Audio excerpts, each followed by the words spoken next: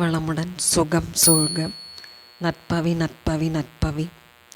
ஆருத்ரா தரிசன பஞ்ச சபைகளிலும் நடராஜரை தரிசித்தால் கிட்டும் புண்ணியங்கள். நடராஜருக்கு ஒரு ஆண்டில் 6 முறை மட்டுமே சிறப்பு அபிஷேகம் அலங்காரங்கள் செய்யப்படுகிறது.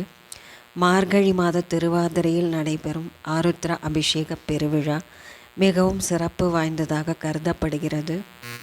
ஆருத்ரா தரிசனம் கண்டால் எல்லா பாவங்களும் நீங்கி அனைத்து புண்ணியங்களையும் பெற்று வாழ்ந்திடலாம் என்பது பக்தர்களின் நம்பிக்கை.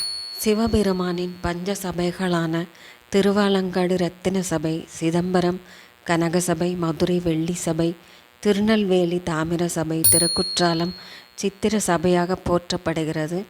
இந்த சபைகளில் ஆருத்ரா தரிசனம் மிக கோலாகலமாக செய்யப்படுகிறது. சிவராத்திரி அன்று சிவபெருமானை வழிபட்டால் சிறந்த பலன். ஆருத்ரா நாளில் சிவபெருமானை நடராஜரை தரிசித்தாலே பலன் கிட்டும். ஆருத்ரா தரிசனம் கண்டால் எல்லா பாவங்களும் நீங்கி நிறைய நீங்காத புண்ணியங்கள் பெற்றிடலாம்.